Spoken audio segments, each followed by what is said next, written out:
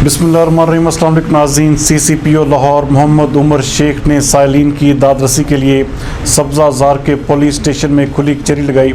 इस मौके पर उन्होंने 27 मुकदमात को तफसील से सुना और इन मसाइल पर फौरी तौर पर अहकाम भी जारी किए। हमारे नुमाइंदा XOC अहमद बिलाल बलोच के मुताबिक CCPO लाहौर ने साइल की दरख्वास्त पर SHO नई अनारकली को फौरी मुकदमा दर्ज करने का हुक्म दिया, जबकि उन्होंने पुलिस की जानिब से हिरासत करने वाले मरहूम कांस्टेबल के बेटे को न सिर्फ सीने से लगाया बल्कि मरहूम कांस्टेबल हमजा के बेटे को फौरी तौर पर फैमिली क्लेम पर भर्ती के अहकाम भी जारी किए। इस खुली कचहरी के दौरान उन्होंने थाना सुंदर की जानिब से शहरी पर कायम चोरी का झूठा मुकदमा फौरी तौर पर खारिज करने का हुक्म दिया। खुली कचहरी के मौके पर शिकायत मुलज़म पार्टी और मुतल्लिका SHOs DSPs भी मौके पर मौजूद थे।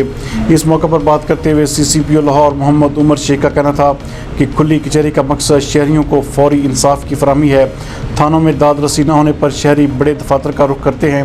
उन्होंने कहा कि पुलिस का काम शहरियों के जान और माल के तहफ़्फ़ुज़ को यकीनी बनाना है और कोई भी पुलिस अफसर किसी भी दबाव असर और रसूख पे आकर फैसले ना करें। उनका मज़ीद कहना था कि पुलिस मेरिट पर तफ्तीश करे ताकि मुजरमों को उनके किए की सज़ा मिल सके। शहरी किसी भी मसला की दाद रसी के लिए फौरी CCPO ऑफिस कंप्लेंट सेल भी रब्ता कर सकते हैं।